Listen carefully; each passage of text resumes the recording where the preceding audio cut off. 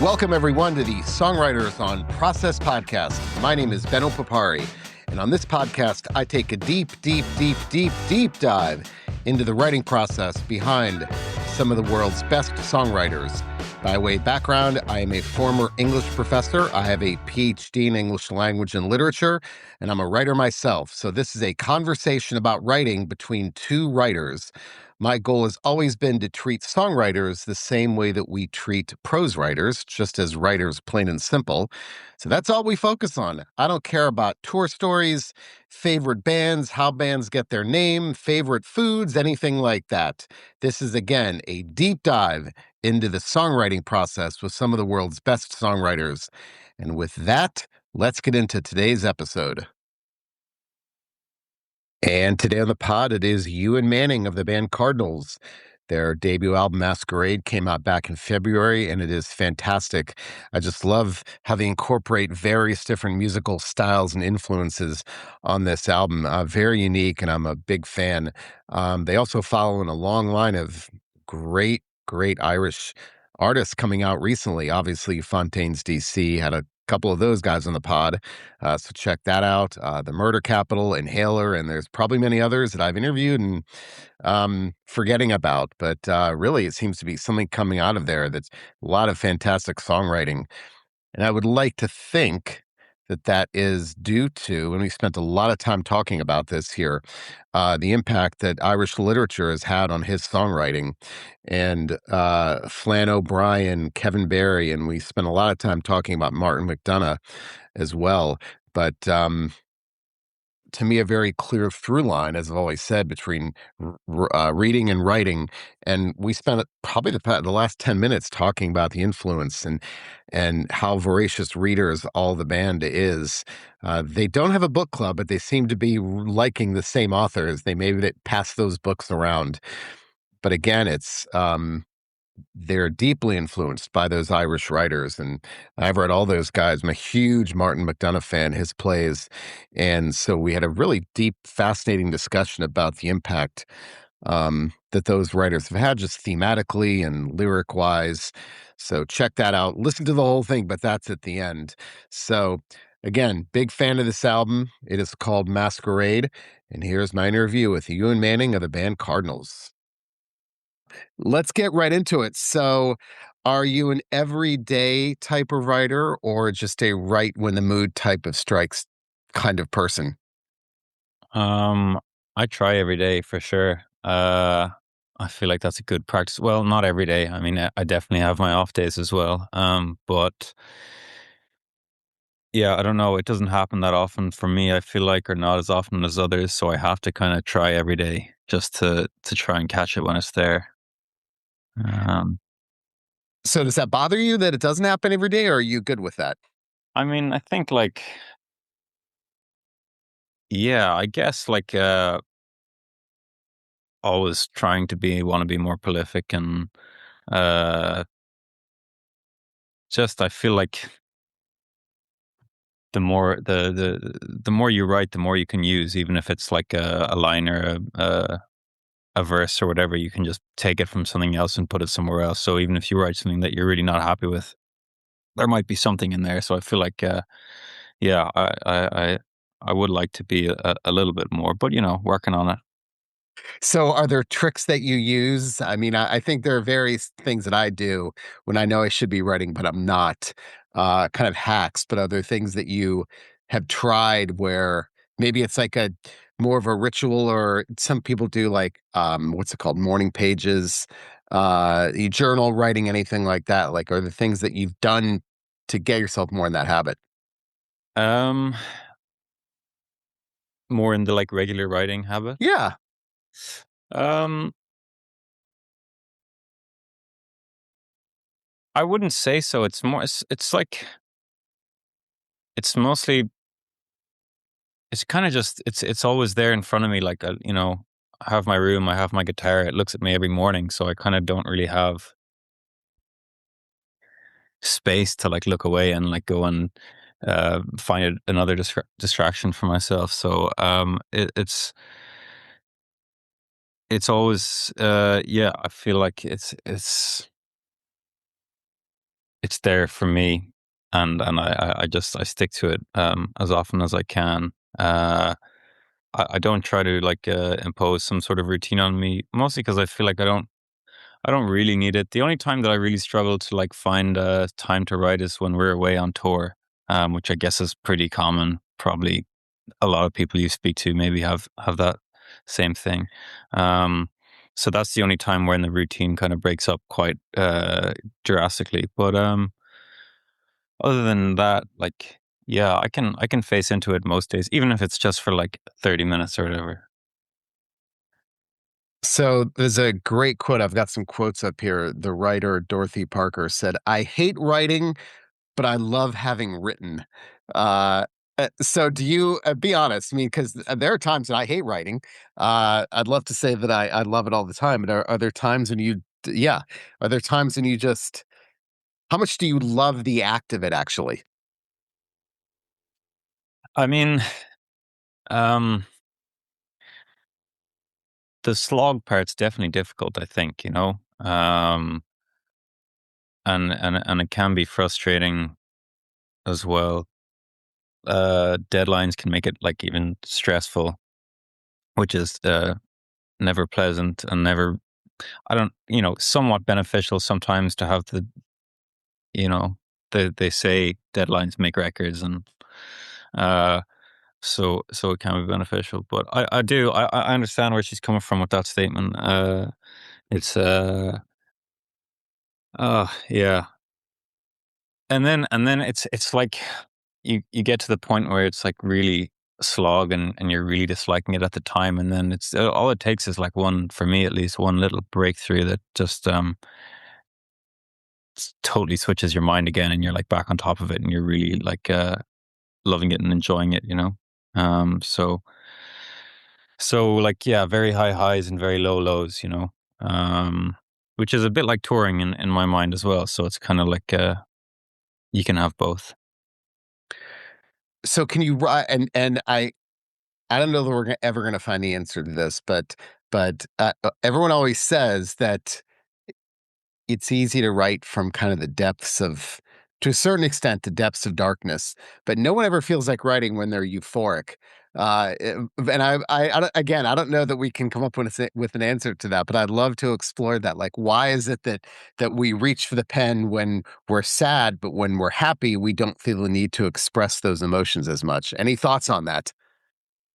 Um, yeah, I guess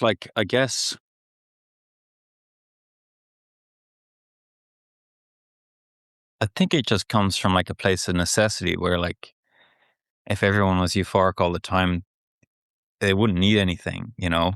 And I just think that as many have put it before me, like it can be a therapeutic thing to like go and you know, express yourself. Um and it's yeah, it's I've certainly seen it in that way in the past as well. Like, you know, it's like you need it most when you're at your lowest. And yeah, if you can get something off your chest doing it, then it's like even, you know, even more beneficial. And um yeah, I think that's why it happens in difficult times, I would say, you know. Um why it happens easier in difficult times anyway, you know. But yeah, that's the way it makes sense to me in my head anyway. Is there an ideal emotion when you are your most productive? Yeah, like because I think it's all well and good, like leaning into the tortured artist thing, where you're like, well, I need to be at my most depressed to write my best. But there's definitely a line where like you just like if you're that far down that you really like can't pick up a pen or whatever at all. Um, so I think there's like to me like there's I, f- I feel like a certain melancholy must take over and a certain like reflective nature. Um, that's to me when I'm at my best when time maybe has passed between the episode of feeling down and you're not quite at your euphoric state yet. So I would say that's for me anyway. Yeah, I was going to ask you that later, but let's dig into that. Do you is distance important to be able to write about something, or are you better able to write about something in the immediacy after it? Um, I've definitely experienced both. I think it's easy to write in the immediacy, but I feel less happy with the outcome. And then if upon distance I'm editing something that I wrote in the immediacy, it's like the clarity makes it a better piece when you edit it, you know. Uh, which, yeah. So I think there's arguments for both, but I've always maintained that having that space to like reflect just um it just allows for more thoughtful writing, I think, you know, which makes sense. So when you edit, or what are you editing for? I mean, I'm a prose writer, not a songwriter, so it's different. But obviously, when I edit, there are certain things that I look for in my writing. So when you edit, what is the editing process like for you for lyrics? Um yeah, something I've been trying more and more to do is like, I guess they say this, I might be paraphrasing, I'm not sure what the exact phrase is, but it's like write with an open heart and edit with a cold heart or something like Right. there. But um so just to look at the structure and the arrangements and the lyrics and to really dig in and be like, well, does that need to be there? Does that add anything? You know, what's the purpose of that there? Does it make me feel anything still looking back? Um, and yeah, anything that can just like get rid of the like fluff around the edges, you know? Um, Do you tend to overwrite in those first? So are you editing for concision? I guess is what I'm asking. yeah, and also like replacing stuff or refining stuff that just feels like it doesn't have the emotional or lyrical capacity that it could have or that it probably should have, you know. Um, but definitely both. I mean, I've written songs that like, you know, I'll bring it in and we'll play it together and they'll be like, why is the verse that long? It's like, you know, we're 2 minutes into the song and it's the same thing. And I'm like, okay, yeah. Um, and realistically, like there's like two parts of it that are really good that could stay and the rest of it can just be stripped back. So I think yeah, it's helpful, I think, yeah, like as insular as I am about writing when it starts, it's so helpful to have like a group of people around me who I trust and who I've known for a while to be like, look, there's it's a bit long. We're getting ahead of ourselves here. So um yeah, credit to them. So let's talk about them briefly, because when you are having those conversations, how often do you put your foot down and say, You know, this is I'm gonna go with this. I listen to what you're saying, but I feel strongly." Yeah. I mean, I think if I'm always open to a conversation.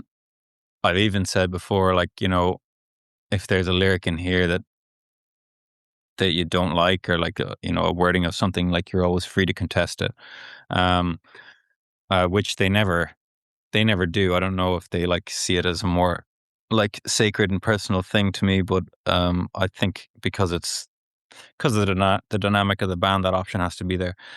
But I think if I feel like something is uh really adding to a song, or that without it the meaning is skewed or even lost, that's probably when I would put my foot down and try and make my strongest argument against any changes happening, you know. But they're not, you know, they don't edit with like as cold a heart as I try to. So um yeah, they're fairly lenient with me, like, you know. Songwriters go both ways on what I'm about to ask, but are you willing to sacrifice the meaning for a better melody, or does the meaning, or vice versa, where you sacrifice the melody to make sure you maintain the meaning? Um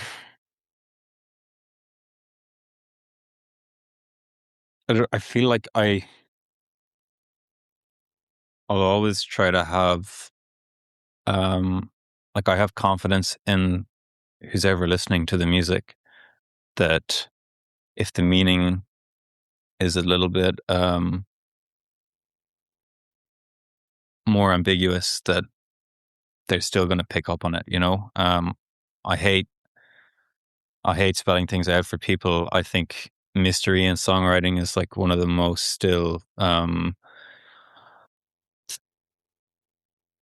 you know, elements that I feel is like highly sought after and important and enticing and romantic. And so I keep that mystery there as much as I can, and I trust that the listener is not going to, if I sacrifice some of the meaning for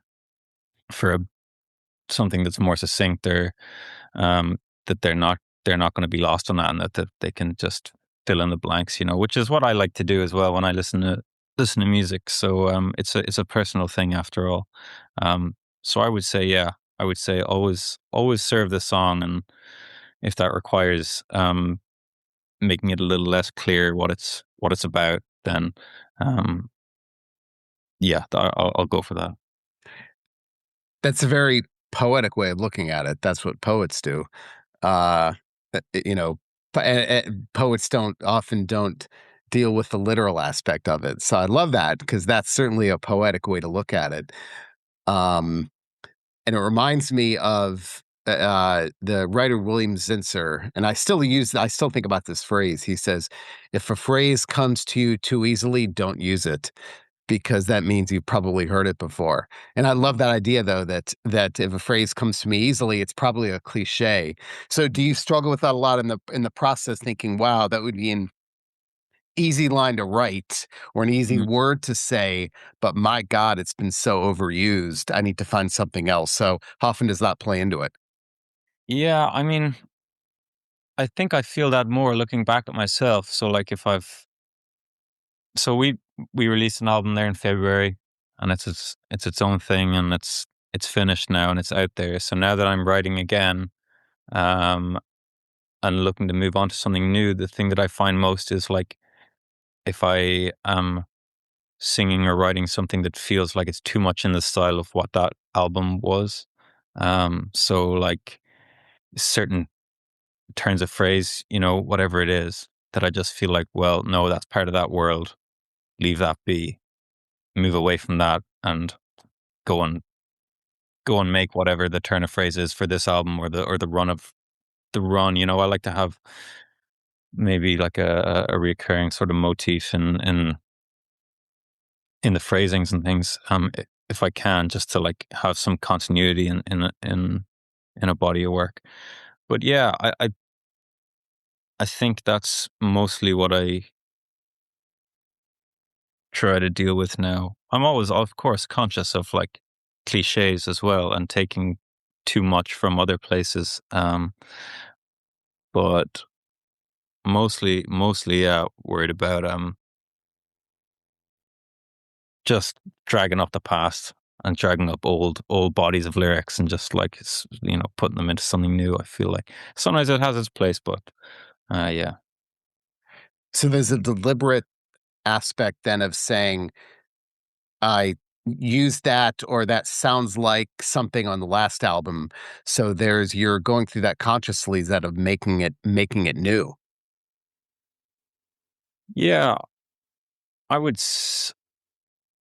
I would say so, like without it like really being like deliberately like tiptoeing around what we were, because it, you know, it is our album, and it does make sense to have like elements of it as well still there. But definitely, like there are just times when I will write something and it will become very apparent immediately to me that it is from that previous space, and I guess that's when I try to catch myself on it. So then you won't write that lyric. Yeah, I'll take it out. Yeah, Wow. change it. Yeah. That's impressive because I feel like it would be easy just to say, well, it's worked before. Why not try it again? Yeah, I suppose, yeah. Um, just hoping that there's something else that will work also, and it can have its own feel, you know? Just for my own sake more than, like, I'm worried somebody's gonna catch me out on it or something, like, somebody's gonna come up after and show and be like, "Excuse me." But I think it's less that, but, like, more just to keep it interesting for ourselves, you know? So somewhat related to that, then, if a song comes to you, you have one of those lightning in the bottle moments where a song just pours out immediately on that first pass. Are you distrustful of that because it happens so quickly, or do you feel like I'm not going to touch that? I'm not going to edit this too much. There's a reason why that happened so easily. Um, I'm pretty distrustful of that. I don't Really? even though even though I do believe in the idea that, like, if it comes out fast, it's probably good. It was probably meant to happen that way. There is still always a part of me that's like, that happened way too fast for me. And I'm not even comfortable with that. It's probably not good. Which I don't like. But do you know, it happens like rare enough, to be honest. And there's always the question of like, I think it's good now and it came out good, but if we arrange it together as a band, how is it actually going to sound in the room? So there's always time of reflection between how fast it happens and when it actually gets to be like fully worked on, I would say. Um, but again, always useful because you can always take from that. Um, yeah, yeah. But Was slightly, there any song? Sorry, go ahead. no, no, Was there any song in the new album that was like that? no.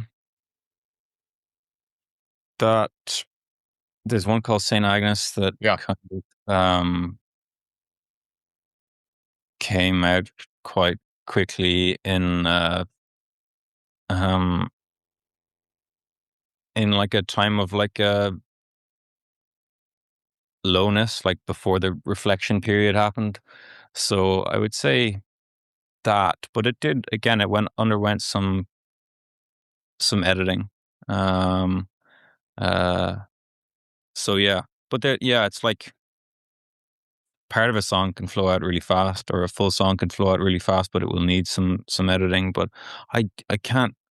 I'm not sure of the last time something happened like so fast for me that and it just was came out perfect. I'm not sure, but All right. To the flip side to that, was there a song on the new album that was so difficult? What was the song that was the biggest struggle that was just maybe even felt like giving up on, but you pulled through and you were happy that you did?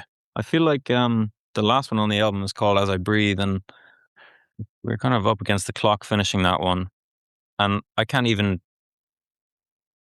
it's because I wrote something and brought it into the room and we realized that it just wasn't, it was just, yeah, like it was cliched a bit and it was just not, it wasn't what we needed. And so we just like shaved away at it and carved away at it kind of endlessly together as a group, which doesn't happen that often for us. And then when it came out the other side, it was like, really nice and beautiful, and it felt, um, yeah. I mean, it was worth it, and we really liked it. But it was a journey to get it there.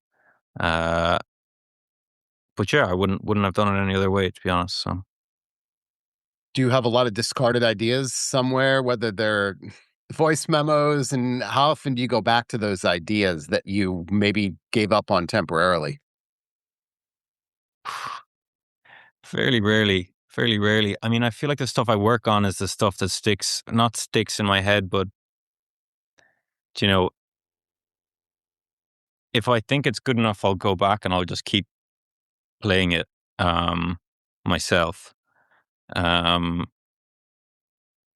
yeah, there's lots of ideas there that never really got the chance. But who knows? Maybe I will go back someday and have a look through them. I don't know. I think we all say this, but how often do we really go back? No, no, that's not exciting enough, is it? I can tell by the look on your face. You're never going to go back. I mean, I have all those ideas, and I go back. I'm same thing with you. I'm like, there's a reason why I didn't finish it, Yeah, because as well. Yeah, maybe. Yeah. um, so I want to talk about the ritual then, because you did mention pens. So when it comes to lyrics, are you a pen and paper person or a technology person? Um, it depends where I'm at, but I pen and paper mostly, and then the notes app helps me along the way when I can't, when I don't know. I always bring my journal and my pen with me, so I don't think I usually have a good excuse for not like picking it up out of the bag unless I'm like, I don't know, in bed or like just if it's just awkward for me to go, or if it's like right in my head and I'm like, I need to get this down, then it's really easy just to put it in my notes app. Um, but then I hate it because sometimes I won't have completed things because I will have a verse or a chorus written in my journal, and then I will have the rest of the lyrics on my phone. And then I think it just doesn't feel nice because if you want to go back and be like, oh, this is where it started, this is where the song is, which is just like, sentimentality, but whatever. It's nice sometimes, and it's just not there. It's never there. I can't find it. So yeah. What do you think pen and paper offers you? Is it immediacy of the emotion? Is it that kind of more genuine? What does it offer you that you think technology doesn't? Um, I like that there's a certain grit to it. I like the lines that are scribbled out and like kind of the what could have been element of it. I think it serves as a constant reminder when you see the messiness of something that's totally scrapped out or a page that's torn out that like you're not going to get it right the first time. You might not even get it right the second time, but just like there's like visual scars of persistence on the pages, and to me that's just like a reminder of like just keep going at it. So I think that's why I like it as a medium. um yeah. It's more of an app it's an accurate representation of the self, isn't it? I mean, a notes app, like I'm looking at my computer screen over here, and a notes app, those letters are something that anyone could have written. I mean, the actual letter. But Yeah. on here, this is only me, and there's a Yes. closeness, right? Yeah, it's like it's everything personal. It's like your handwriting and the color pen you choose to use and what you're writing on, what the journal looks like, who got it for you, why it might or might not have significance for you. Um, so yeah, there is an ease with the notes app, but it just doesn't have the grit and personality to it that the journal does, which is nice because what we do is all very personal. So yeah. So, is there a color of ink that you prefer? Um, Usually write in black ink. I don't go for any of the crazy, the bright greens or anything like that. But usually it's what I can get my hands on. But black pens are dime a dozen, so you get them. There are a dime a dozen, but I gotta say, most people do not say black when I ask that question. They do Really, say the crazy colors. really, yeah, interesting. Yep. Um, yeah, I don't know the crazy colors. Some of them you'd struggle with the legibility of it then afterwards, which my handwriting can be a little bit messy at times, so I already struggle in that regard. So yeah, I try to give myself the best possible chance of being able to read back what I've written. Do you have a preferred type of pen? Um, I'm not. I I don't really go for it that much, but when I get a nice pen, like if my dad gives me something nice, then I will certainly write with that, and I will try very hard not to lose it. But I'm just too I don't know. They get buried at the bottom of bags, and you can't find them. But if it's like yeah, I don't have I can't give you like a name and model or whatever. But uh, We're not branding anything here. I like quite an inky pen, like one that I don't have to press hard down on to write if I can get one like that. But I'd find my standard, the one that I usually have is like the Bic black normal pen. Very simple. Yeah. How about paper? Does paper matter? No, I usually like because people will get me like gifts of journals and notebooks, and I don't write fast enough for that, like to use them up. So I kind of have like a collection of empty ones that I just like keep going through, you know. It doesn't matter too much to me, but it's always like a small journal, like not a A4 or anything like that. So I forgot to ask you this, but is journaling, when you say journal, do you journal every day? No, I don't do the like or the diary entries or anything like that. Um mostly because I feel like for me personally, because I know it works for some people, but that if I can put it in a journal entry, then I could probably save it for a song, which I don't know if that's true or not, but I just believe that in my head. So that's what I go for. Like very specific here. So you're writing something on the pen and paper and you go to cross it out. Do you scribble furiously or do you just put a single line through it? Definitely not a single line anyway. If it's if it's like really bad, I think I scribble more over it. And if it's like I probably won't use it, but it's not the worst, then I'll probably just do a couple like, back and forth. But not the single line. That feels a bit like clinical or something. I don't know. No offense, you do it, but to me, I think I scribble looking at this pad. I kind of scribble. It's funny because I do tend to scribble. Yeah, I don't want to see it anymore. So, yeah, yeah, but I do talk to people who say a single line through it because if you do need it later, it's always going to be there. yeah, yeah. I guess it depends how like harsh on yourself you are. Yeah, the single line is nice. Like it's nice and neat if you can draw straight lines.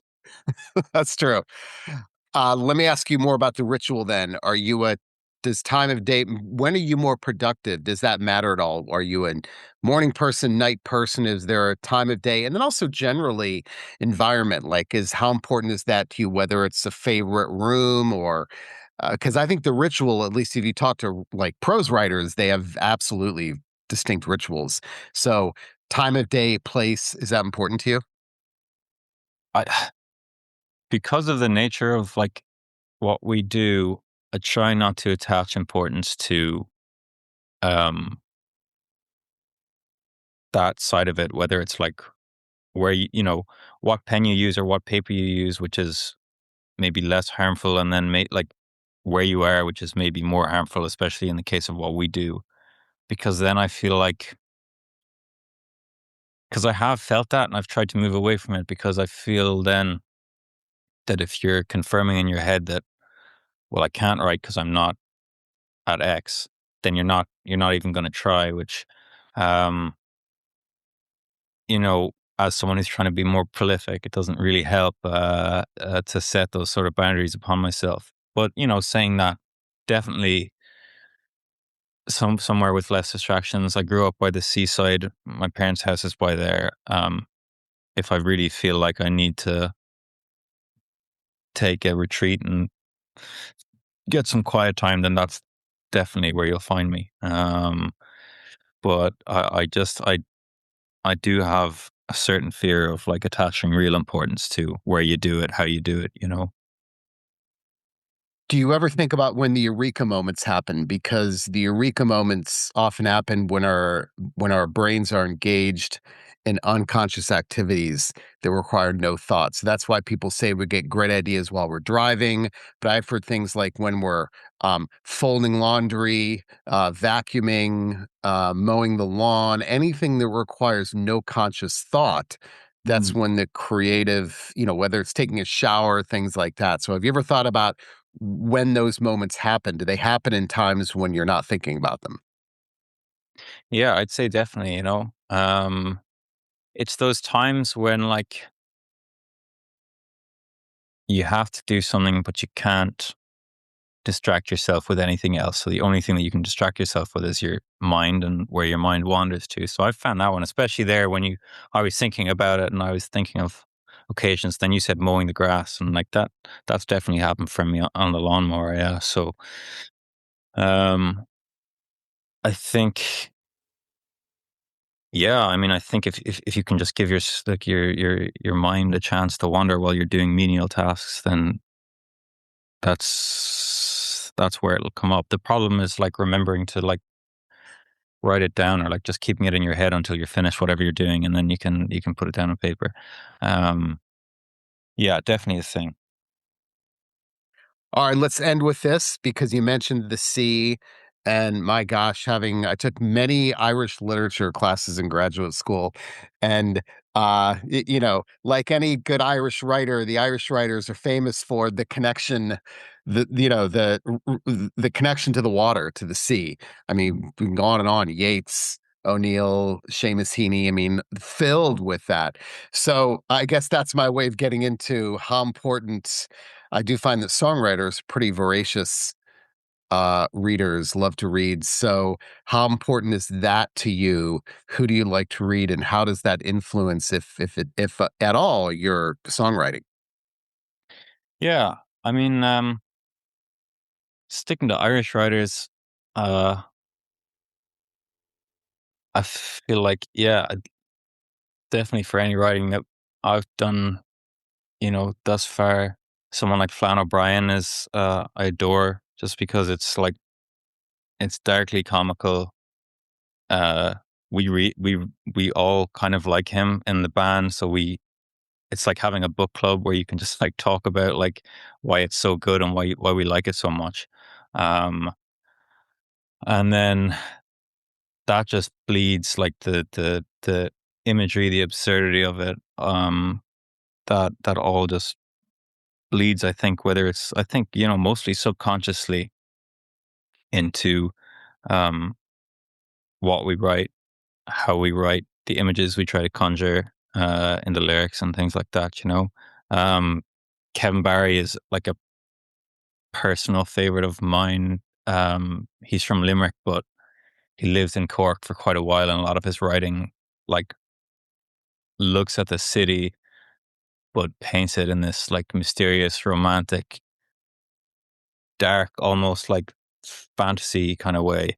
Um, which brings new life to the place for me where like I can walk out of an evening and instead of walking into Cork City, I'm walking into a Kevin Barry novel, which I think is like I don't know, way more exciting. Well, Cork is great, but it is more exciting, um, walking into a story. So yeah, huge thing for all of us, and we're all pretty big readers. So yeah, I think that's always going to be there. I forgot to mention also Martin McDonagh. His I studied his plays a lot.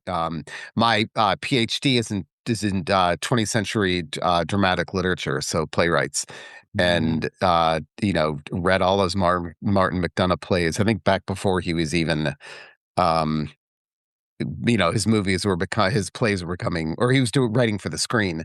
Yeah, yeah. I'm a huge fan of his. So have you read a lot of his stuff too, or seen his movies? It's they do. I've seen the Lonesome West. That's yeah. They do that in the Everyman, which is a theater in Cork, and I've seen that twice. It's very very good. Yeah, like yeah. If you're talking about darkly comical, that's him like all over. In Bruges, one of my favorite films ever. Oh my gosh. And So I'm fun. blanking, but what's the other Colin Farrell movie? Um, Banshees of Inisherin, Seven Flights. Yes. Well, that was a play first. Yeah. But that was an amazing. Yeah, that the most recent. Well, that was the one that came out within the past like 5 years, I think. Yeah, yeah. Right? Yes, it is. Yeah. Um, He's and great. three billboards outside Ebbing, Missouri. That's a fantastic one as well. Yeah, but Yeah. he's great. Um, yeah. So does that directly influence your how do those writers you mentioned earlier, um, what influence they have directly on your songwriting, if any? I mean, whether you guys all discuss those books, but does that directly influence your songwriting, whether it's phrases or images or things like that? Yeah, I would say like talking about Kevin Barry, like definitely images. Especially when you look at that album that we released in a whole, conscious in my mind the whole time we were writing it was like this building of a world. Um, that was like it was like our version of events and our version of the city and things like that. And so yeah, just very inspired by the images that he was able to conjure up of like a sort of dark and dangerous, somewhat grimy but romantic, like Cork City, and yeah, just like taking as much as we can from that, and just trying to put those images into songs and with the melodies and with the lyrics and everything. So I think that's definitely a big one for me anyway. So not that the band is a book club also, but do you all read the same book same book at the same time? Oh, we're not. No, it's not quite as literal as that. It's more like you know, someone will read something and then they'll be like, "Oh, this was great," and it makes its way down the line, and everybody eventually gets to it. I think I said Fan O'Brien because that's the most probably the one that like most people have read. A few of his books or whatever. Yeah. But yeah, and then people go off in their own different directions as well, which is nice. Now I'm not judging at all, but poetry, is that ever do you ever get to read any poetry? I used to more when I actually first started writing. I was uh, read quite a bit of T.S. Eliot, Mm. but I think less so now. Yeah, I don't know why that is. I think there's like because I had like very early on it was like the process was slightly different where I would write more lyrics first in a sort of in an attempt at poetry, which was like I don't I haven't read any of that stuff in a long time, but I can imagine that it was amateurish. And um I think at a certain point I was like, okay, well, like I want to be a songwriter. I'm more interested in being a songwriter than I am being a poet. So I'm gonna really do it the way that I feel like is with the song um first in the mind. So yeah, and then I guess somehow just moved away. Like I would read stuff occasionally, but not as often as I used to. Um, yeah, definitely not. But who knows? Maybe it'll have a surge back into my life. Yeah. All right, last question. So you're reading a book and you're just not feeling it. Do you have to finish it or can you put it down and never come back to it? Um, yeah, kind of have to finish it. I think. Yeah. Do you really? You are very, I have to say, I used to be that way. I'm not anymore, but you are extremely rare because most people say, no way, I'm not going to finish it. So, but you say you have to finish it. I just feel like, and it's the same with albums or films or anything like that. Because I don't know, it could just happen to me 5 times in a row, and I feel like there's a chance that somewhere in the book it's gonna catch me, and then I'll get really into it, and I'll dig really into it. Because I think that happens all the time, or even with albums where you listen to one through and you won't like it, and then somehow you'll find yourself listening to it again and it'll click with you. So I think I think it's worth it for the most part, yeah. And that's it for the latest episode of Songwriters on Process.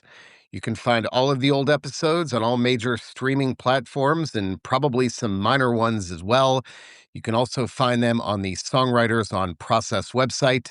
I started the site back in 2011, so that means there are hundreds upon hundreds of interviews with some of the world's best songwriters. So take a deep dive into some of those episodes. They are all great. Of course, I'm biased.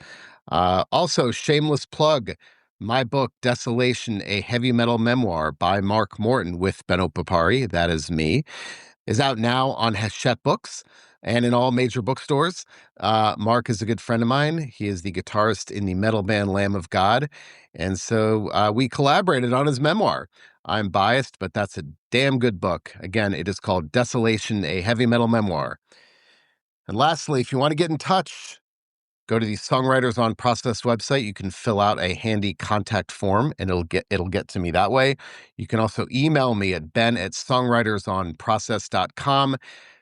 I'm all ears. Send me your comments, your suggestions, your complaints, people you want me to interview. I get great suggestions all the time.